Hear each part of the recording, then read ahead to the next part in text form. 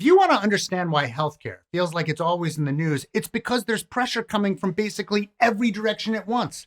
Costs are high, outcomes aren't great, people are frustrated, and policymakers are, how do I keep this professional, very aware of all of that. But when I watch the news, all I can think is that the pressure points aren't always where people think they are. And that's the topic of this week's Healthcare Triage.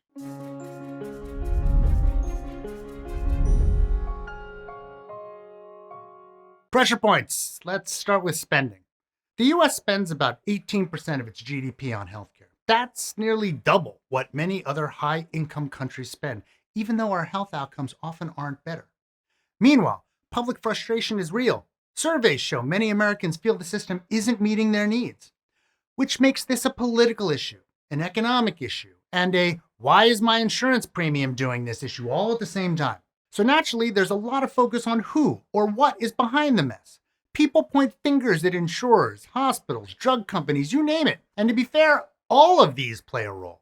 But the reality is more complicated. I know, insert audience groan here, but bear with me. A lot of excess spending comes from higher prices across the board on drugs, services, and the like, plus administrative overhead. At the same time, we're using more medical services, especially newer technologies, drugs, and outpatient procedures. We've got a bit of a paradox on our hand. We invent better treatments, which is great, but instead of replacing older expensive care, they often just get added on top. We're left with more options and still more spending. And then we've got insurance coverage. Millions of Americans are still uninsured, and many more are underinsured. That can create pressure on policymakers to expand access through Medicaid, subsidies, or other reforms. But expanding coverage costs money. And if you don't address underlying prices or system inefficiencies, total spending goes up. Another big pressure point right now is administrative burden. Doctors, hospitals, and patients are all dealing with a system that requires navigating multiple insurers, prior authorizations, billing rules, and documentation requirements. All that paperwork isn't just annoying, but my God, isn't it so annoying? It's expensive and it can delay care. There are ongoing policy decisions about simplifying or standardizing administrative processes, but again, that runs into the reality that the US system isn't centralized. There's no single switch you can flip to reduce administrative costs across the board. Then there's chronic disease. A huge portion of healthcare spending goes to managing long-term conditions. Meanwhile, we put far less attention on prevention, population health, and the social determinants of health. Those things are important because if you can reduce the incidence or severity of chronic disease, you can improve outcomes and potentially reduce costs over time.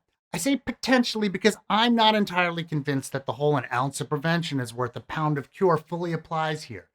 I don't think prevention is the major cost saver it's made out to be, but it absolutely improves outcomes. But let's say it does save some money in the long term. That's not a payoff we're going to see immediately, which makes it harder to prioritize in a system that often focuses on short-term budgets and election cycles. And speaking of politics, healthcare is one of those issues where everyone agrees something is wrong and then immediately disagrees about what to do about it.